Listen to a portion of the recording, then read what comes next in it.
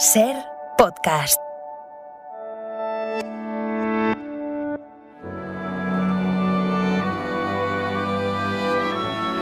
Aquí comienza Sucedió una noche colección, una antología del programa de la SER dedicado al cine clásico. I wanna hide from the sun, I wanna live in the dark, I wanna go to the movies. Nobody's waiting outside, but I feel alright, 'cause I'm here on my own. I can kiss Marion and Jane, I can sing in the rain, I can be Superman. I'll never come out again.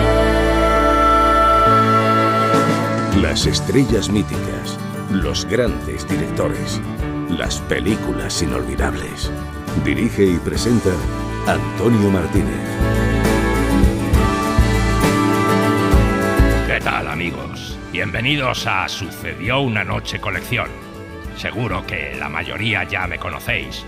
Soy Jack Bourbon y me han pedido que me encargara yo de este último programa de colección del verano. En él vamos a recordar a unos cuantos actores del pasado. Fíjate, en la Edad Media los actores, dudaban hasta si enterrarnos. Pues ahora lo hacen. Si eres bueno, ¿no? Me han pedido que elija a mis 4 actores favoritos del Hollywood clásico.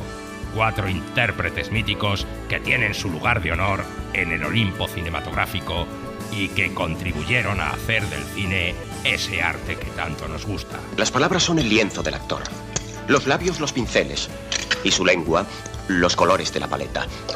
Cuando habla, pinta retratos. ¿Queréis saber cuáles son? Pues os lo cuento enseguida. I wanna hide from the sun, wanna live in the dark, and I'll never come back. El espectáculo está a punto de comenzar, pero no se alarmen ustedes, no les cobraremos la entrada.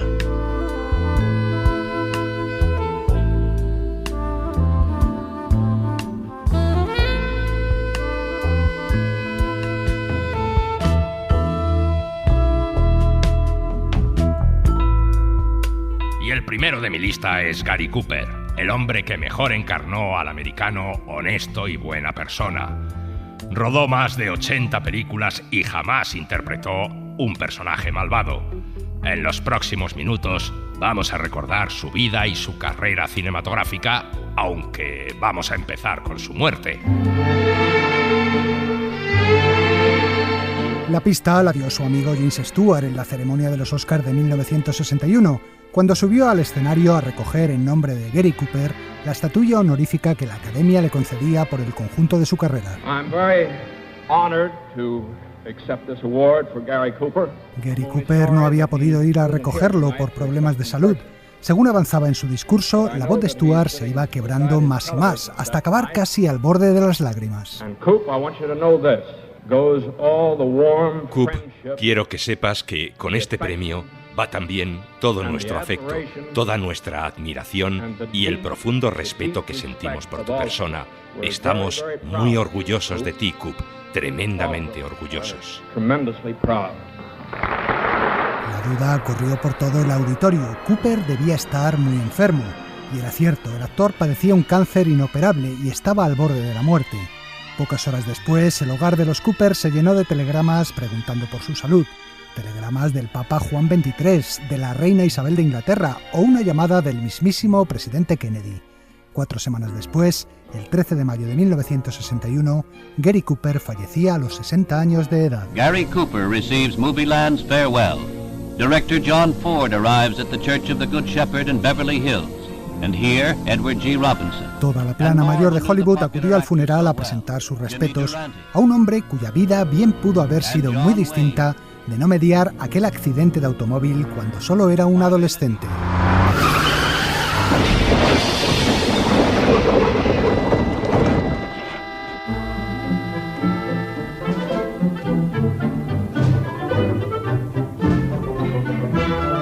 Todo el mundo en la localidad de Helena conocía al hijo del juez Cooper, un inglés emigrado a Estados Unidos que llegó a ser magistrado del Tribunal Supremo de Montana.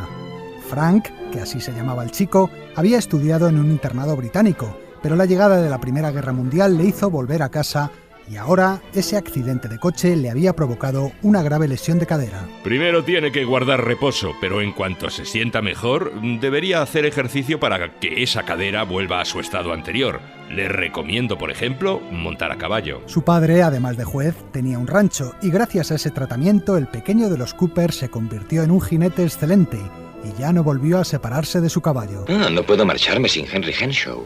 ¿Su socio? No, es mi caballo. No puedo abandonarlo con las riendas sueltas. En 1924 su padre dejó su puesto de juez y se trasladó con la familia a Los Ángeles. Un día, el joven Frank se encontró en la calle a unos vaqueros que conocía de Montana, que ahora trabajaban de extras en el cine y le animaron a que se uniera a ellos. Si se cae y se rompe un hueso, no pretenda cobrar más. Y si se mata, no le pagamos el funeral. ¡Vamos, monte! Me da usted muchos ánimos. Vamos, monte, deprisa. Fue así como Frank Cooper empezó su carrera en el cine, haciendo de extra y especialista a caballo. Primero galopando al fondo en las películas del oeste y poco a poco acercándose cada vez más a la cámara hasta interpretar pequeños papeles. Fue entonces cuando cambió su nombre. Lo contaba su hija, Maria Cooper. Cuando su carrera empezó a despegar, su agente Nam Collins le dijo que tenía que cambiarse el nombre porque ya había un actor llamado Frank Cooper. Ella había nacido en un pueblo de Indiana llamado Gary y le dijo, ¿qué tal ese nombre? Y él lo aceptó.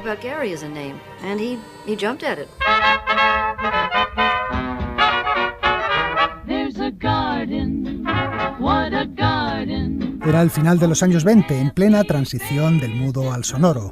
Muchos actores no lograron hacer esa transición, sobre todo porque no sabían proyectar la voz. Pero ese no era el caso de Gary Cooper.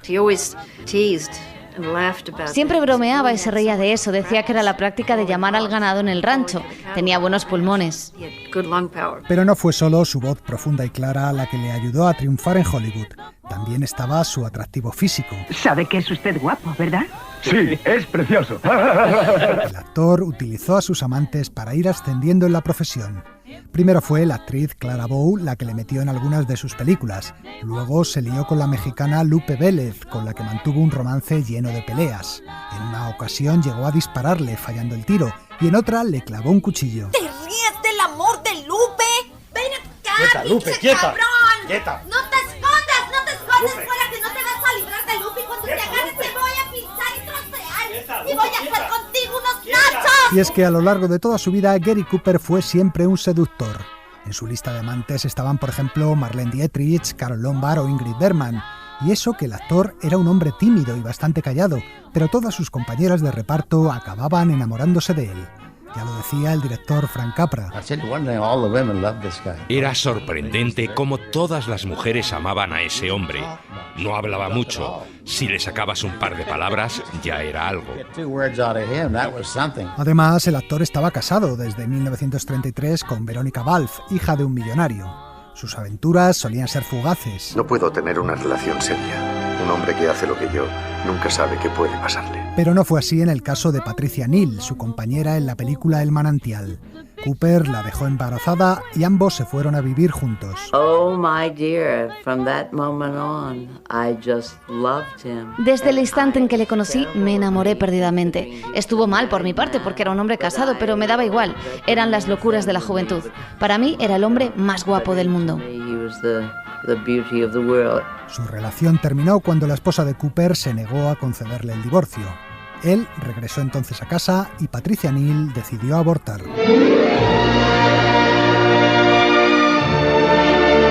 Pero volvamos a su carrera cinematográfica. Sus primeros éxitos llegaron en 1930 con sus primeras películas sonoras, el western El Virginiano y en especial Marruecos, en la que compartía reparto con Marlene Dietrich, recién llegada a Hollywood. ¿Lleva mucho tiempo en la Legión? Va a hacer 3 años. ¿Y usted, mademoiselle, lleva mucho tiempo en el teatro? Lo suficiente. A lo largo de los años 30 y 40, Gary Cooper se convirtió en una de las principales estrellas del cine americano, rodando todo tipo de películas. Dramas bélicos como Adiós a las armas, películas de aventuras como Bogues o Tres lanceros bengalíes, westerns, películas de gángsters y también comedias. A mí también me ha conturbado su presencia. ¿De verdad? 2 veces para ser exactos. La primera cuando se apoyó en mi hombro para explicarme lo que era el boogie boogie. Sentí su aliento en mi oreja. La segunda ayer tarde cuando estaba junto a la ventana y el sol se reflejaba en su cabello. ¿Y qué hizo usted?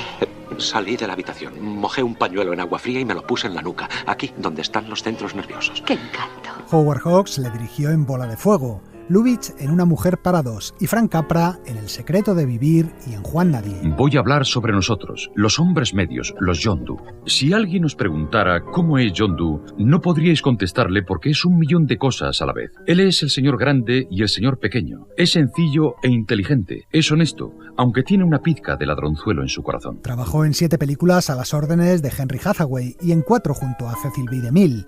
Títulos como Los Inconquistables, Policía montada del Canadá o Buffalo Bill, donde daba vida a uno de los mitos del viejo oeste. Wild Bill Hickok.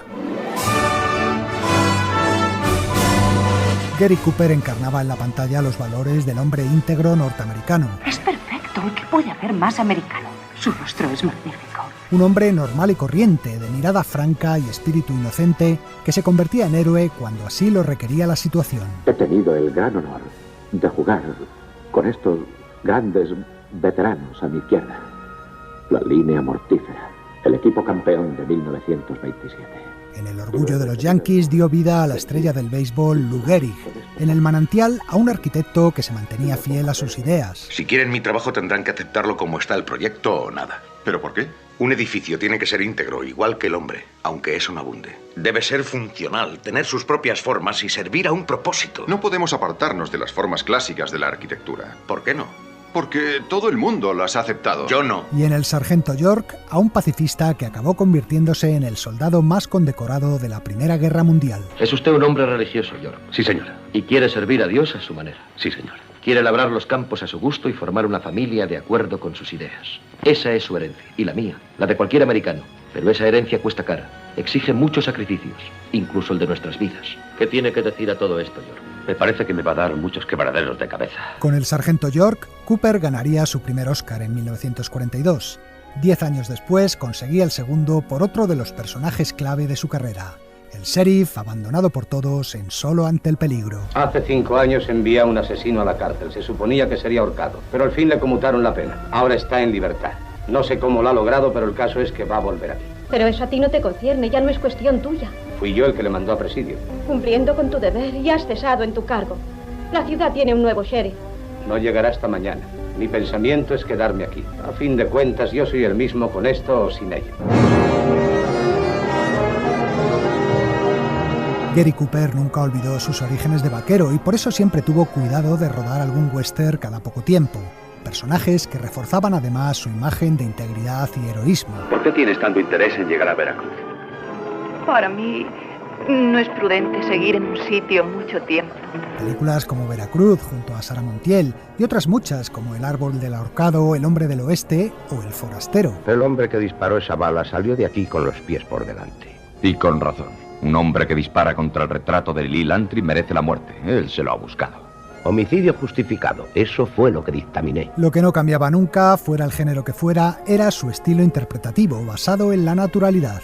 Su técnica de actor se caracterizaba por su capacidad para proyectar rasgos de su propia personalidad en los personajes que interpretaba. Maria Cooper otra vez.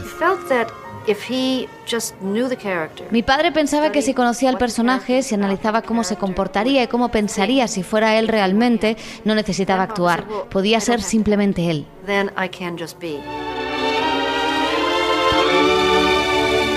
En 1943, Gary Cooper protagonizó Por quién doblan las campanas, basada en la obra de Ernest Hemingway, y en la que el actor interpretaba a un brigadista americano en la Guerra Civil Española. Dinos, inglés, ¿por qué has venido desde tan lejos para luchar por nuestra república? Un hombre lucha por lo que cree, Fernando. ¿Pero en su propio país? Puede que te parezca que me estoy metiendo donde no me llaman, pero yo no lo pienso así. Aquí no solo está implicada España, sino Alemania e Italia por un lado y Rusia por el otro, y los españoles justo en medio de todo. Los nazis y los fascistas están en contra de la democracia. A partir de esa película iniciaría una gran amistad con Hemingway. Le encantaba salir a cazar y al campo, y como mi padre no se sentía un actor realmente, pues no se daba aires de Hollywood. Entre Hemingway y él se forjó una amistad natural. Había un fuerte vínculo entre ambos.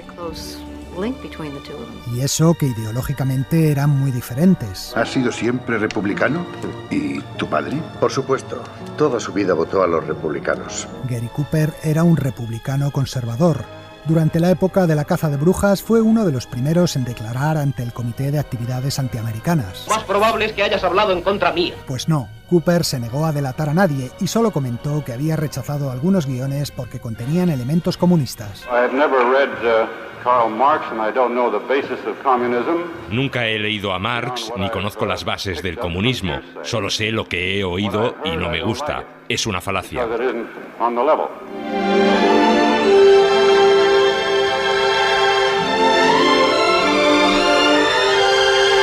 Gary Cooper envejeció prematuramente. Su rostro se llenó pronto de arrugas. Además, su antigua lesión de cadera le pasaba factura. Entre sus últimas películas destaca sobre todo La Gran Prueba, dirigida por William Wyler, en la que interpretaba a un cuáquero pacifista en la Guerra de Secesión. A veces me he preguntado, ¿qué haría si algún día viera a mi familia en peligro y a mi mujer y a mis hijos amenazados? Si llega esa prueba, solo puedo decir que espero y ruego poder ser instrumento del Señor. Esa prueba está muy cercana. Es muy posible, hermano. Gary Cooper protagonizó más de 80 películas. Su carrera se extendió desde el cine mudo hasta el final de la edad de oro del Hollywood clásico. Estuvo en la lista de los 10 actores más queridos durante 23 años consecutivos y figuró 18 veces en la de los 10 más taquilleros. Lo que la ciudad debe a este hombre no puede pagárselo con dinero. Y no debéis olvidarlo. Y nunca jamás interpretó a un personaje malvado. No es extraño que todavía hoy en día se le considere el héroe americano por excelencia. Una de las razones por las que Gary Cooper se convirtió en el héroe americano para tanta gente fue porque nunca se sintió realmente distinto al hombre de la calle. Recuerdo habérselo oído decir hasta en los últimos días de su vida. Solo soy un tipo sencillo con suerte, decía. En los personajes que escogía había siempre una profunda fe en la nobleza del espíritu americano. Puede que suene cursi, pero él lo sentía así.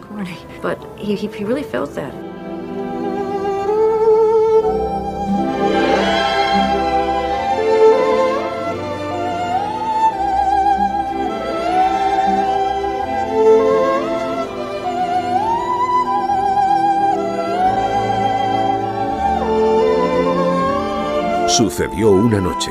El cine clásico en la SER.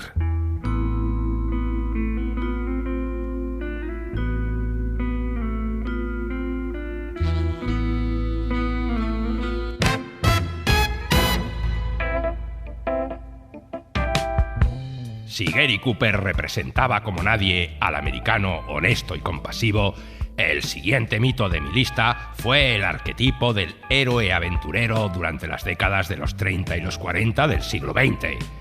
Fuera de las pantallas, en cambio, era el tipo más juerguista y mujeriego de la comunidad hollywoodiense. Su vida estuvo plagada de excesos y escándalos. Os estoy hablando de Errol Flynn.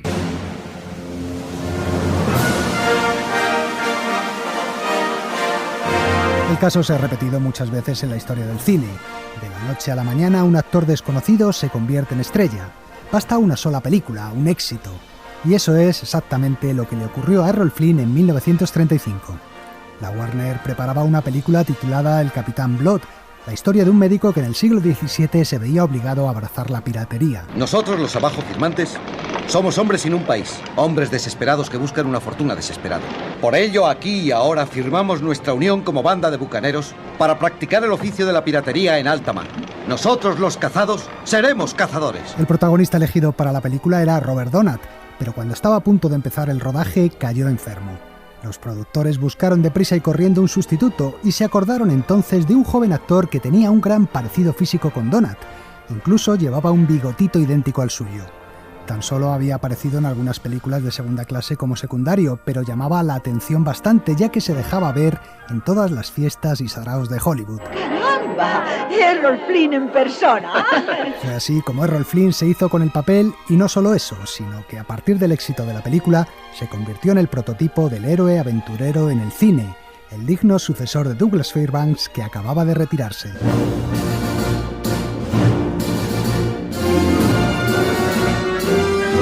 En poco más de 20 años, Errol Flynn rodó cerca de 60 películas, algunas de las cuales están entre lo mejor del género de aventuras. Fue un militar británico en la Guerra de Crimea en la carga de la Brigada Ligera, espadachín en El Príncipe y el Mendigo, e hizo de General Custer en Murieron con las botas puestas. Estos hombres han combatido ya en 36 encuentros y han limpiado y pacificado esta frontera ellos solos. Fue también el arquero de Sherwood en Robin de los Bosques. Organizaré una revuelta. Tendréis muerte por muerte. y no descansaré hasta que todos los sajones del condado se alcen libres y puedan luchar por su rey Ricardo. Corsario de la reina Isabel I en El Halcón del Mar y su amante y general de confianza en la vida privada de Elizabeth y Essex. ¿Dónde está el tesoro de la flota española? Por desgracia, vos ordenasteis regresar a la flota de Cádiz antes de que ejecutara mi plan. Por desgracia, el tesoro de la flota española yace en el fondo del puerto de Cádiz, mientras Essex ganaba fama para sí tomando la ciudad. Era lo único honroso que podía hacer por la gloria de Inglaterra. Por la gloria de Essex. Hizo westerns como Camino de Santa Fe o Dodge City, Ciudad sin ley. Ahí viene lo que nos ha dado de comer estos 6 meses. Con que así son las máquinas de tren, como una cafetera sobre ruedas. Vamos a saludar al coronel. Películas bélicas como Objetivo Birmania. Conviviendo con estos muchachos, llega uno a comprender su gran espíritu, su valor. Saben que la muerte está al acecho y tienen miedo, pero cumplirán con su deber. E incluso lució músculos poniéndose los calzones de boxeador en Gentleman Jim. Mamá, ¿por qué papá no tiene esa pinta en calzoncillos? Antes la tenía.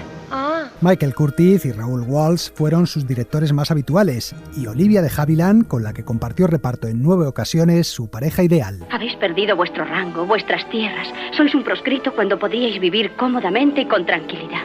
¿Qué recompensa esperáis? ¿Recompensa? No lo entendéis, ¿verdad? Creo que empiezo ahora. La última película notable de su ciclo aventurero fue King de la India, estrenada en 1950. Bueno, pequeño Sarin, ¿qué tienes para mí? Mañana por la noche. Ella dice que vayas cuando la luna se haya puesto. Bien hecho, amigo del mundo entero. La gratitud es buena para el oído, pero una rupia es mucho mejor para el estómago. Algún día serás un estupendo comerciante. ¿Y montaré a caballo y llevaré una capa como esa? Oh, no. Solamente hay Ubalí. Además, una capa así cuesta muchas rupias. En King de la India, Errol Flynn hacía de comerciante árabe, pero el actor era en realidad australiano. Había nacido en la isla de Tasmania y su juventud estuvo siempre dominada por un espíritu inquieto, muy parecido al de sus personajes. De niño fue un chico pendenciero al que expulsaban de todos los colegios. No tengo más remedio que expulsarle a usted de la academia. ¿Expulsado? ¿No creí que me harían eso por pelear? Fue boxeador, buscador de oro, traficante de perlas y marino, entre otros muchos oficios. ¿Y cómo ha entrado usted en el mundo del cine? Flynn tenía un barco y un equipo de cine se lo alquiló con él de capitán para el rodaje de una película documental sobre la huella que había dejado en Tahití Fletcher Christian, el oficial que se amotinó en el motín de la Bounty. El documental tenía algunas partes dramatizadas y a Flynn, que tenía buena planta, le ofrecieron hacer el papel de Christian. Fue así como entró en contacto con el mundo de la actuación. Después, en Inglaterra, hizo algo de teatro y llegó a Hollywood en 1934.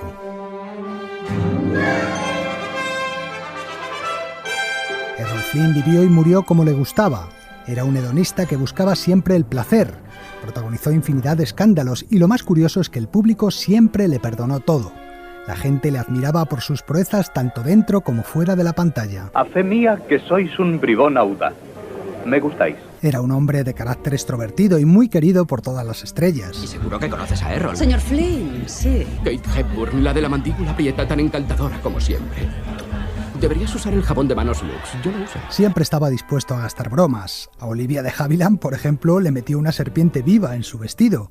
Y el director Vincent Sherman, que le dirigió en El burlador de Castilla, también fue objeto de algunas jugarretas. Estaba desnudo en su camerino y me hacía comentarios sobre unas y otras escenas. Y mientras hablaba se quitó una toalla que llevaba en la cintura y me quedé de piedra, porque se había hecho un postizo de unos 40 centímetros.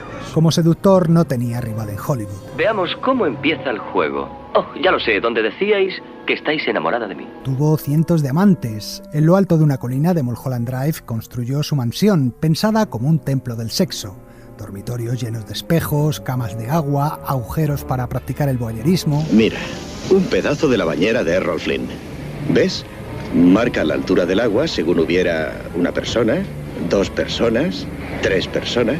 Lo cogí en su finca Los Pinos. Los fines de semana reunía a sus amigos y juntos se lanzaban a orgías que duraban varios días. ¡Preparados, muchachos! ¡Primero de Michigan! ¡Carguen! La historia frívola de Hollywood está llena de leyendas y proezas sexuales que tuvieron lugar en esa casa. Magnífica carga, muchachos. Sargento, que se atienda a los heridos. Y además de la casa estaba el Zaka, su yate, al que actor llamaba cariñosamente la Triple F, Flynn's Fucker Flyer, el velero copulador de Flynn. Tenéis que venir a navegar. Este fin de semana voy a Catalina. Incluso he convencido a la deliciosa señorita de Haviland y a su no menos cautivadora hermana de que vengan. Atacaremos esos dos monumentos de prístina belleza británica a pesar de todo. Pronto las orgías del Zaca empezaron a trascender. No había puerto en el que atracase que no fueran sonadas sus fiestas, borracheras y peleas. Como decía la publicidad de su película, los mares se tiñen de rojo tras el paso del Capitán Blood. Pero en 1943 la diversión se cortó de golpe el día en que dos policías llamaron a su puerta. Señor Custer, se le acusa de un delito grave. Fue acusado de violación por dos jóvenes y llevado a juicio. En realidad el asunto llegó ante el juez al negarse el actor a pagar el chantaje que le exigían las presuntas víctimas. El juicio se convirtió en un circo con la prensa aireando todos sus trapos sucios y cientos de fans aclamando al actor a las puertas del juzgado. Han preparado todo esto solo para cazarte. Bien, ¿y qué? ¿Qué haremos sin ti si eso sucede? ¿Esas tenemos? Os habéis convertido en unos cobardes comodones. ¿Dónde está vuestro amor a la aventura y al riesgo? Al final, un jurado compuesto por 9 mujeres y 3 hombres le declaró inocente y Flynn siguió con su vida de juerguista. Pero si los escándalos no podían con él, otro enemigo en cambio empezaba a destruirle poco a poco. Jay, solo por curiosidad, ¿estás borracho? No. Bueno, pues yo sí. Errol Flynn se había convertido en un alcohólico y también en un adicto a la morfina y a la cocaína. De esta forma comenzó su decadencia. Cada vez menos productores querían contratarle. Los años 50 supusieron para él una cuesta abajo imparable. ¿Sabéis una cosa? Ya nadie parece prestarme tanta atención.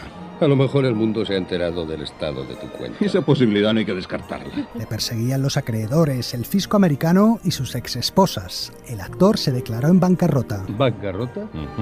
¿Cómo te ocurrió eso? De dos maneras, gradualmente y de pronto. El golpe final se lo dio un proyecto fallido para el cine sobre la historia de Guillermo Tell, en el que invirtió el poco dinero que le quedaba. El actor dejó Hollywood y buscó refugio en Europa. Aceptó presentar una serie producida en Inglaterra, El Teatro de Errol Flynn. Debido al austero plan de las producciones televisivas, repetir una escena era un lujo impensable. Por eso, varios de los episodios contienen escenas en las que presentan a un Flynn claramente borracho. He estado bastante mal, ¿verdad? No importa, todos tenemos malos momentos. Peor aún resultó cuando aceptó interpretar en el teatro una versión de Jane Eyre. Lo recordaba el actor Ralph Bellamy. Hacía que le pusieran vasitos de vodka en la mesa o en las mesillas del escenario.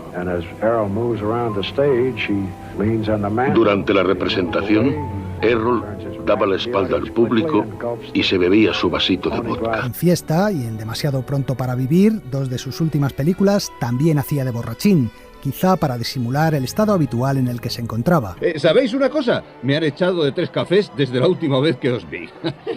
Pero estas señoritas me rescataron. Preciosidades. ¡Camarero! ¡Camarero! ¡Camarero! Errol Flynn era consciente, la carrera del mayor amante del cine estaba llegando a su fin. Señoritas, me despido de ustedes agradecido. ¡Por llamarle! ¡Vuelva usted! ¡Vuelva! El 14 de octubre de 1959, su corazón se negó a seguir latiendo y sufrió un colapso. El médico que firmó su certificado de defunción le calculó 75 años, aunque tan solo tenía 50. Cuenta la leyenda que sus amigos metieron 6 botellas de vodka en su ataúd para hacerle más llevadero el tránsito a la otra vida. Un digno final para el hombre que vivió la aventura del cine tan intensamente como las suyas reales y cuya mejor definición la pronunció él mismo. Una pizca de color en un mundo aburrido.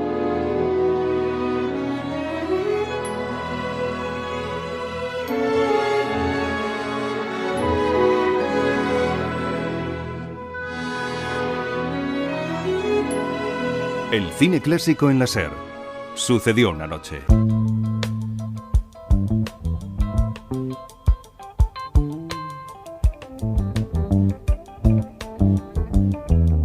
Otra estrella que, como Errol Flynn en sus buenos tiempos contaba con una excelente condición física, fue Burt Lancaster.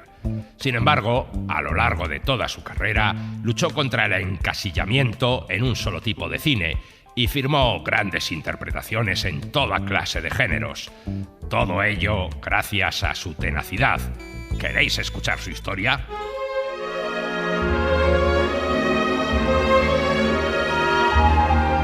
Me desperté un día siendo una estrella. Luego trabajé duro para convertirme en un actor. Así resumía en cierta ocasión Burt Lancaster lo que había sido su carrera.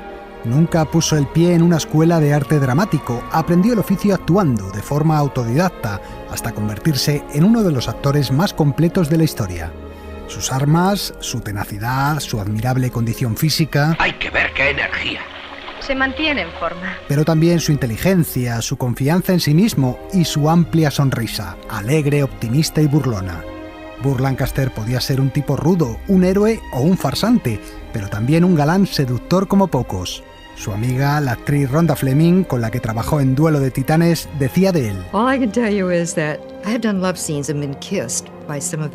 Lo único que puedo decir es que he hecho escenas de amor y me han besado algunos de los actores más guapos y más maravillosos de Hollywood, pero les aseguro una cosa, solo cuando te ha besado Burt Lancaster, te han besado de verdad. Burt Lancaster se crió en las calles del Spanish Harlem neoyorquino, un chaval fornido que destacaba en todos los deportes por los que se interesaba. Gracias a una beca de baloncesto fue a la universidad, pero enseguida se cansó de los libros y se buscó una ocupación más acorde con su energía desbordante. Los extraordinarios hermanos Caramelli, los acróbatas supremos.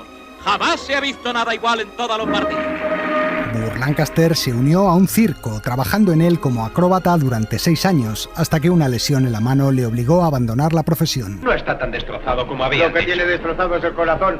Era un gran acróbata. ¿De qué le sirve la vida a un pájaro si no puede volar? Y entonces llegó la Segunda Guerra Mundial. Lancaster sirvió en una unidad de servicios especiales que organizaba espectáculos para entretener a los otros soldados.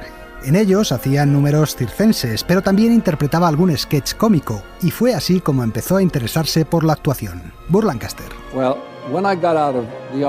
Cuando salí del ejército conocí a un hombre en un ascensor que me preguntó si era actor, y yo le dije que sí, que era un actor mudo.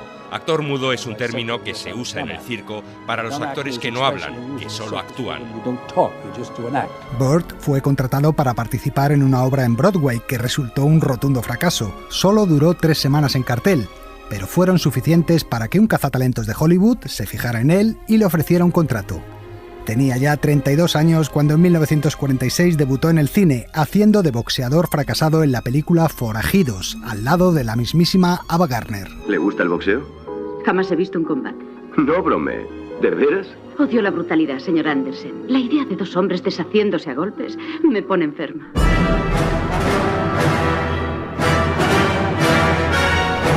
De la noche a la mañana, Burt Lancaster se convirtió en estrella, como contaba él al principio de este reportaje.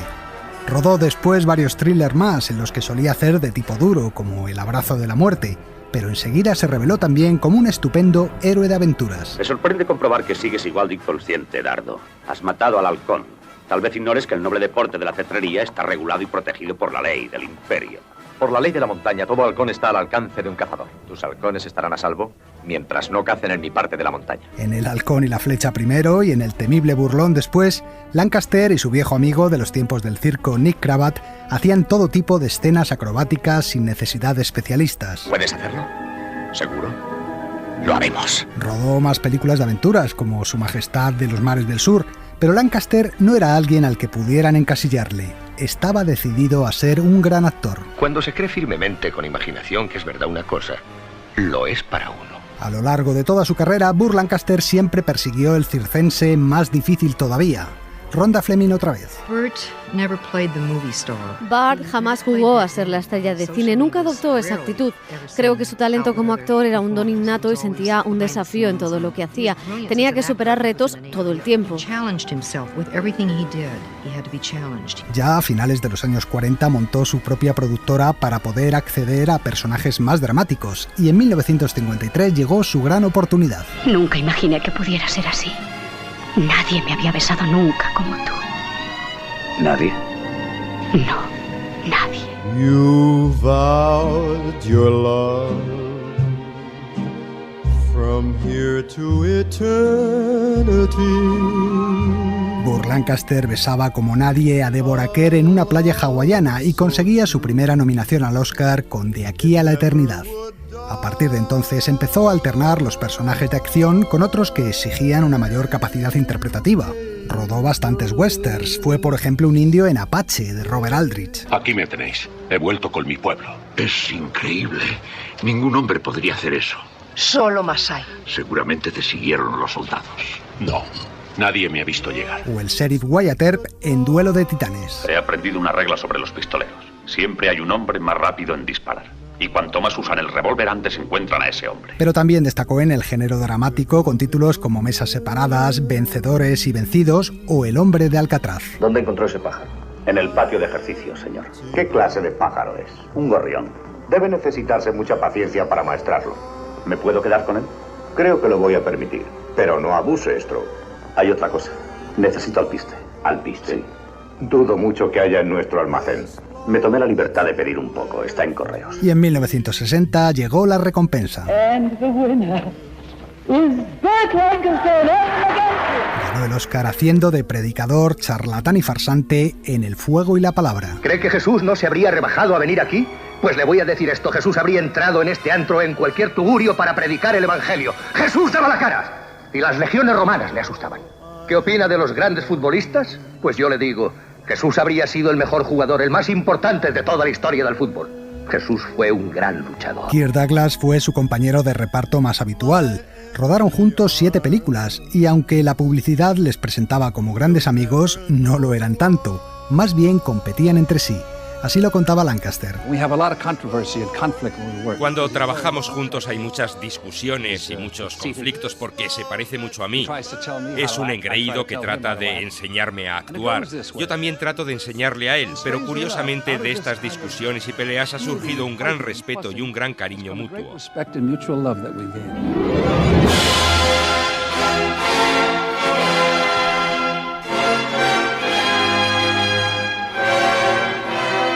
En 1963, el director italiano Luchino Visconti preparaba una adaptación al cine de la novela El gato pardo.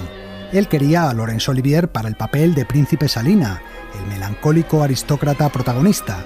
Pero como era una coproducción con Estados Unidos, la Fox impuso a Lancaster. ¿Sabéis lo que sucede en nuestro país? Nada en absoluto. Solo una inevitable sustitución de clases. La clase media no quiere destruirnos, solo desea ocupar nuestra posición de una manera suave, metiéndonos en los bolsillos unos millares de ducados y después dejarlo todo igual. En pocas palabras, los aristócratas se ponen de acuerdo con los liberales. Visconti a la postre terminó encantado y la película acabó por levantar su pedestal definitivo a Burt Lancaster. El actor siempre lo consideró el mejor trabajo de su carrera. A veces una película y un papel son tan valiosos que los que trabajamos en el cine queremos gritarlo a los 4 vientos. Acabo de tener el privilegio de trabajar en una película así. Se llama El gato pardo. Visconti volvería a contar con él años después en Confidencias y Lancaster participó en otras películas italianas como La piel de Liliana Cavani o Novecento de Bertolucci, donde daba vida al patriarca de la familia. ¡Un varón! ¡Ha nacido un varón! ¿Has oído, desgraciada? Los campesinos nacen antes que los hijos de los amos. ¿Tengo que subir yo a sacártelo? Eleonora, empuja. Vamos, más fuerte. Empuja. ¡Empuja! En 1968, el actor que había sido un portento atlético se atrevió a interpretar su propio envejecimiento en El nadador. Voy nadando a casa. ¿Que va nadando a su casa? Sí, es muy interesante. Hay un río de piscinas hasta allí. Es una idea absurda. Yo creo que es una cosa original. A partir de ese momento comenzó su etapa de madurez. Se hizo de oro al firmar por un porcentaje de taquilla su participación en Aeropuerto, la película que inauguró la moda del cine de catástrofes aéreas. Está bien, supongamos que es una bomba. Llevan volando más de 1 hora. ¿Por qué no la ha hecho explotar? Quizá espera que estén volando sobre el océano. En el océano no se dejan huellas. A pesar de la millonada que le hizo ganar, Lancaster opinaba de ella que era una de las peores películas de su carrera. Él prefería con mucho otros títulos de esta etapa de su carrera como Un tipo genial y sobre todo Atlantic City, por la que consiguió una nueva nominación al Oscar. Fue una de sus interpretaciones más conmovedoras, la del viejo gángster que consigue que los últimos años de su vida tengan sentido gracias a su relación con una joven croupier de casino, interpretada por Susan Sarandon. La miro. Se quita la blusa, deja correr el agua. Después coge un frasco de sales de baño y echa un poco en el lavabo. Luego corta los limones. Abre una jabonera de color azul. Mete la mano en el agua para comprobar la temperatura. Y empieza a frotarse el cuerpo.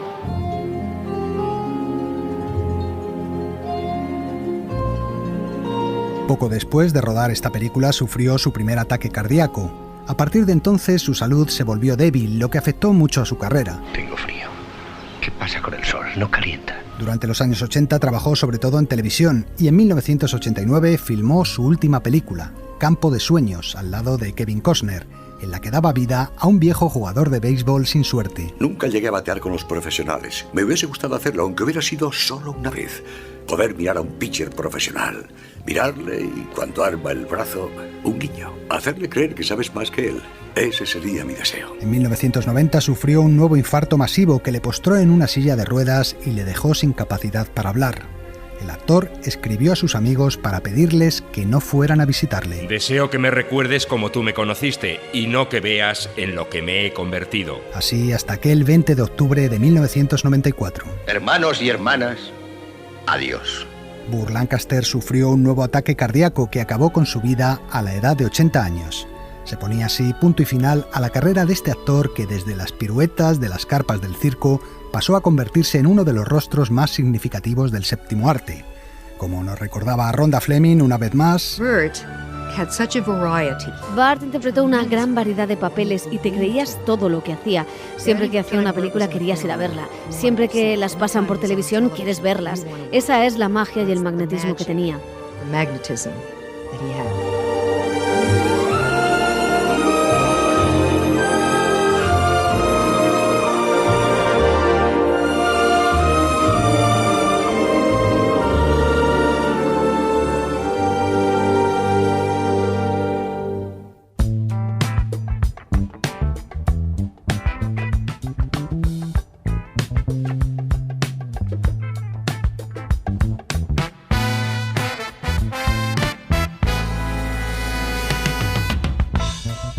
Un gran tipo este Burt Lancaster. El último actor de mi póker de favoritos es uno de los grandes galanes de la historia del cine, Clark Gable, el mítico Red Butler de Lo que el viento se llevó y protagonista también de Sucedió una noche, la película que da nombre a este programa. Vamos a recordar su figura, su carrera y especialmente su muerte, que también forma parte de la crónica negra de Hollywood.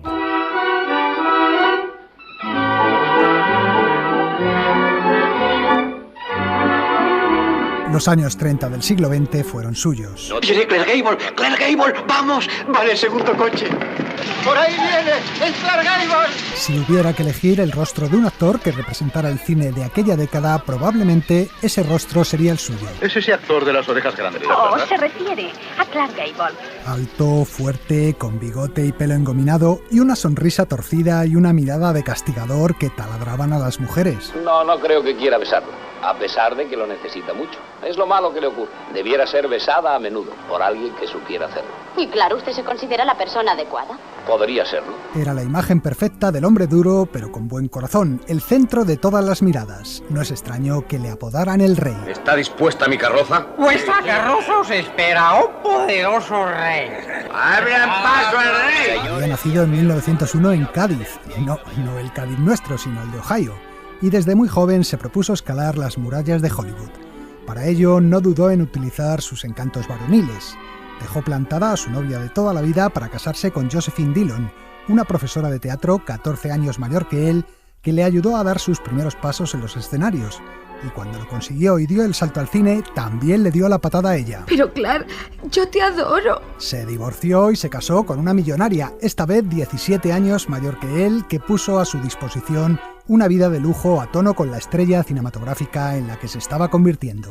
Era el año 1931 y comenzaba la década Gable. La película de Clark Gable, Melodrama en Manhattan, ha empezado hace 20 minutos. El enemigo público número 1, Alma Libre, La tragedia de la Bounty, San Francisco, Tierra de pasión. Clark Gable protagonizó más de 40 películas en esa década. Una de las más famosas fue la que da título a este programa, Sucedió una noche, por la que ganó el Oscar. Una pareja curiosa, ¿verdad? Sí. Me han pedido una cuerda y una manta en una noche como esta. ¿Para qué las querrán? En esa película el actor protagonizaba un pequeño striptease que causó una verdadera conmoción en la industria textil americana. Quizás le interese saber cómo se desnuda un hombre. Yo tengo mi sistema personal. Primero me quito el jersey, como ha visto. Luego la corbata y la camisa. Según el erudito Hoyle, ahora le tocaría el turno a los pantalones. Pero yo difiero en eso. Antes me quito los zapatos. La venta de camisetas descendió drásticamente cuando el público masculino comprobó que Gable no la llevaba bajo la camisa y decidió imitarle.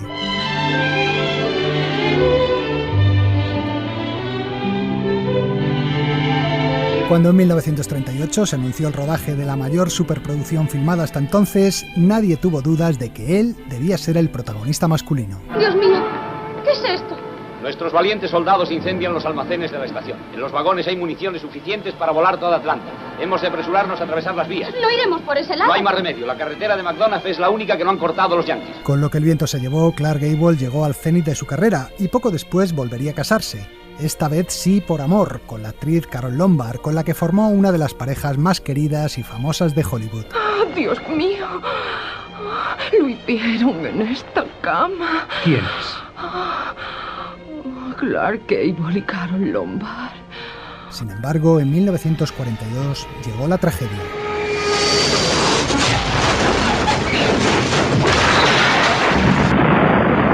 El avión en el que viajaba la actriz se estrelló cerca de Las Vegas. Gable, hundido, abandonó el cine y se alistó en el ejército.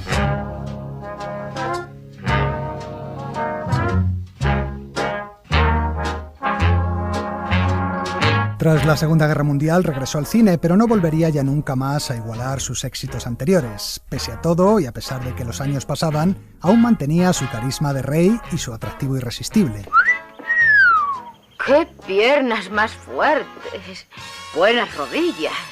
Hola, Kelly. Uno de sus mejores trabajos de esta época fue Mogambo, de John Ford, en la que interpretaba a un guía de safaris al que se disputaban Ava Gardner y Grace Kelly. Oiga, señora, no era decirme que había tomado lo nuestro en serio, ¿verdad? Eso pasa en todos los safaris, lo dicen los libros. La mujer se enamora del cazador blanco y nosotros nos aprovechamos, no irá a reprochármelo. Pero ahora vamos a dar un pequeño salto en el tiempo. Estamos en noviembre de 1960. El actor empieza a quejarse del estómago y del pecho y es trasladado a un hospital. Vamos a ver cómo está esto. Bien. Es preocupante, pero no es muy grave. Un electrocardiograma certificó que había sufrido un pequeño infarto. No parecía demasiado grave, pero decidieron dejarle ingresado. Bien, cariño, bajo un rato al vestíbulo y vuelvo enseguida. No te preocupes, cielo, ya sabes que yo con una revista me entretengo. Cuando su mujer regresó a la habitación, se encontró al actor muerto. Lo siento, ya sabes, estas cosas del corazón son imprevisibles. Yo hay una cosa que no entiendo. Usted había dicho que la situación no era grave. Sí, pero tratándose de estas cosas, la situación cambia en segundos. La causa de la muerte de Clark Gable fue un ataque al corazón. Eso decía el informe médico, pero quizá la verdadera causa estaba en el hecho de que pocos días antes había terminado uno de los rodajes más complicados de toda su carrera.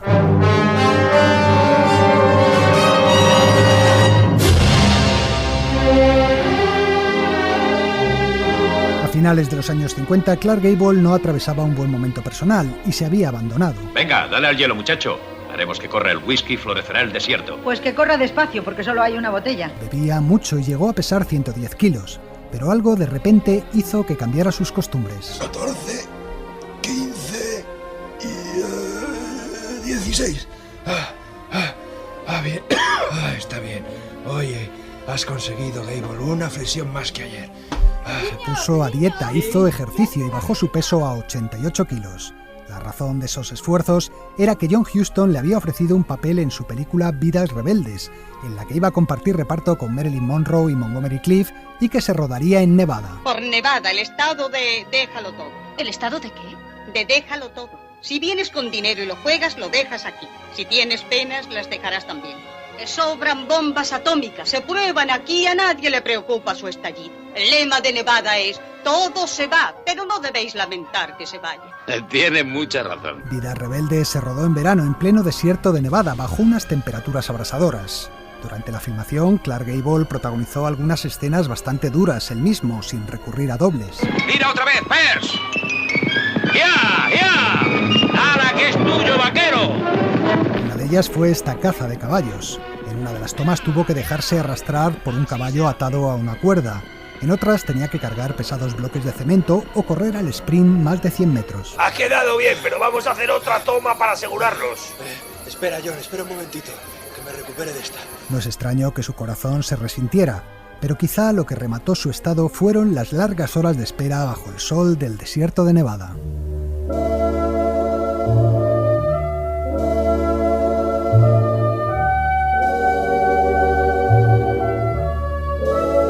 La leyenda negra de Hollywood dice que Marilyn Monroe tuvo mucho que ver con la muerte del actor. Vidas Rebeldes fue también la última película de la actriz y coincidió con sus peores momentos. Se hartaba de pastillas e incluso hubo que hospitalizarla unos días suspendiendo el rodaje temporalmente. Y cuando rodaba nunca llegaba a tiempo al set. Arriba. Dejadme descansar. Vamos, ya descansarás en otro momento. ¡Bájame! Vamos. Ay, ¡bájame! Ahora tienes que espabilarte. Eso. Más de una vez tuvieron que despertarla con una ducha, mientras Gable consumía sus nervios esperando. Algunas veces, cuando uno no sabe qué hacer, lo mejor es quedarse quieto. Eso sí, el actor, galán donde los hubiera, nunca tuvo una mala palabra contra Marilyn. Debe de creer que estoy loca. Si la miro así es porque no logro entenderla. Fue Kay Williams, la quinta esposa del actor, la que culpó a la actriz de la muerte de su marido. Sin embargo, cuando en 1993 el prestigioso biógrafo cinematográfico Donald Spoto escribió la biografía de la Monroe, explicó que ella no fue la única responsable del caos del rodaje y, en consecuencia, del sufrimiento de Clark Gable. Así que el amor no dura siempre. No, cariño. ¿Qué pasa, Acabo de Arthur? escribir un nuevo diálogo. Que aunque parezca mentira, mejora el anterior. Bueno, son las 3:30 de la mañana y ahora me das por fin el diálogo que tengo que decir mañana en el plató. Estoy agotada. El escritor Arthur Miller, marido de Marilyn en ese momento, era también guionista de la película y cambiaba constantemente los diálogos. Y esos días en los que la actriz llegaba tarde era porque había estado toda la noche estudiando los nuevos. Según Donald Spoto también, John Huston se pasaba el día bebiendo y jugándose el presupuesto en los casinos, por lo que Gable discutía constantemente con él. Todo ello, junto al calor, las esperas, los esfuerzos y la pérdida de peso radical del actor, pudo acabar influyendo en su muerte. Uno de los diálogos que Marilyn Monroe pronunciaba en la película se convirtió en una premonición. Todos nos estamos muriendo. Todos los maridos y todas las mujeres. Minuto a minuto. Y no nos enseñamos lo que realmente sabemos. Marilyn sobrevivió 9 meses más. Clark Gable murió 12 días después de terminar Vidas Rebeldes. Tenía 59 años. Todo tiene un final. Eso es lo que siempre me ha horrorizado. Pensar que todo termina. Su quinta esposa estaba embarazada de 4 meses. El actor no llegó a conocer a su hijo.